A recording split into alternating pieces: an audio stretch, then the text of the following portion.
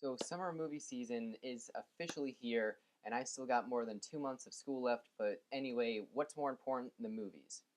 Now, like I stated in my previous video, this year has been considerably disappointing.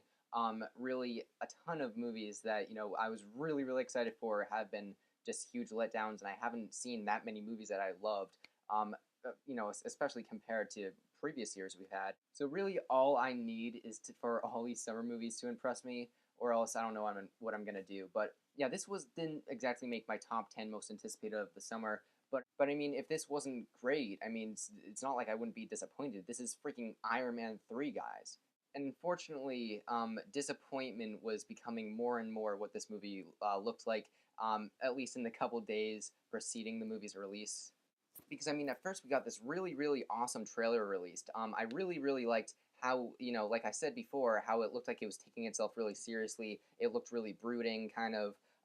Tony Stark wasn't acting like a, arrogant asshole. Then, in the week before this came out, we kept hearing about this twist, and everyone, even, a ton of people I know who, hadn't even seen the movie yet, already knew about the twist, and they all told me, "Oh my God, it's so terrible."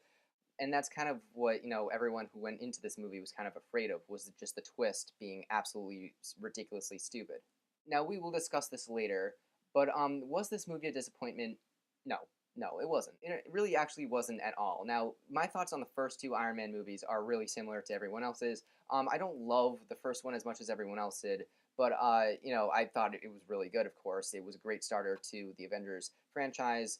The second one was not nearly as good. I mean, it's decent, but it really just kind of felt like filler, so they could just kind of lead up to the next Avengers movie, and it didn't feel like their own story in Iron Man 2, separate from the all around central Avengers story, really mattered. They're just kind of throwing it in. And the best thing about this movie is that this does the exact opposite. I mean, we're coming off right from the Avengers, and we're gonna have the Avengers 2, and rarely is there any mention of the Avengers or Nick Fury, and Nick Fury is not coming in at every scene and discussing the new project. This movie does really well at focusing on its own story, so we can be interested. And what really helps us along with that is Robert Downey Jr. himself. I think this is probably his best performance he's given in, the previous two Iron Man movies or the Avengers. No longer is he this kind of playboy, arrogant, snarky, just rich guy who Gwyneth Paltrow is always like, oh the girls you hang out with, and the character is suffering from post traumatic stress disorder from the events that happened in the Avengers. So he's actually having a serious relationship with what's her name, Pepper Potts, Gwyneth Paltrow's character. Unfortunately for him, he's being threatened by terrorist attacks, and people are being bombed by this mysterious Mandarin, played by Ben Kingsley. And after he harms, one of Tony Stark's friends, Tony Stark promises all-out revenge on him, and the story kind of goes from there. You also got Guy Pearce in a supporting role. Jon Favreau's back, who is no longer the director. So I mean, that must feel pretty weird, not being in the same movie that you were in the first two that you also directed, but no longer being behind the camera. Instead, Shane Black is his only directing experience for the movie Kiss Kiss Bang Bang, and he's just a really experienced writer for a lot of classic action movies. Anyway, Rebecca Hall also plays a new character, and of course we got Don Cheadle back, playing Iron Patriot instead of War Machine. And save one really annoying kid, there really is an adult performance in this movie. And also, what makes this a really, really good summer movie was how awesome some of the action was. There are a couple sequences in this movie that are probably among the best in this whole Avengers universe that we had since 2008. I mean, one of the scenes I'd say ties up with one of the best, almost as good as the final action scene in the Avengers. But yeah, I mean, I think it's the best action in the Iron Man trilogy by far.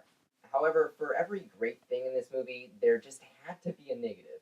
Like I said, I liked the new different brand of humor this movie has. Just some of it was just uncomfortably just silly and just random. I mean, this movie does take itself more seriously, and I liked it. However, there are some just really dumb lines in this that are in central action scenes that just kind of just really annoyed me. And not only lines, I mean just things that happen, like in the climax, which is really really good by the way. But I mean, just something has to happen. Then I'm just like, ah, come on. Ugh. Of course, there's the twist. The twist, I can't talk about it too much because that would be giving away, even though you should have seen it already.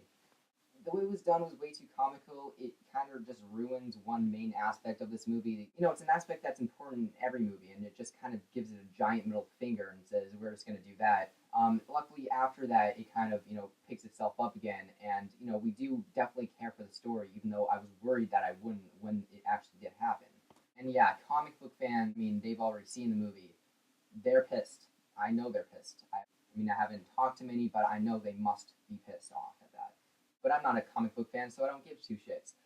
Yeah, and like I said, all that, and then again, the kid that I mentioned, gross. I don't like kids, and he was definitely was not an exception. So I actually thought this was a really really great way to kick off the summer. There were some things that kind of bothered me, but overall, I did really, really, really liked it. I thought it was better than probably most of the other Avengers movies, and I really liked pretty much all of the Avengers movies. So that's saying something. I definitely think it was really good. So we didn't start off the summer with the disappointment. That is really good.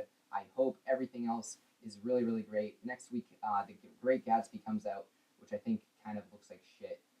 But anyway, we'll get to that. I'm going to go in with an open mind on that one. But Iron Man 3, success, 8 out of 10 for this. And thanks for watching, and I'll see you later.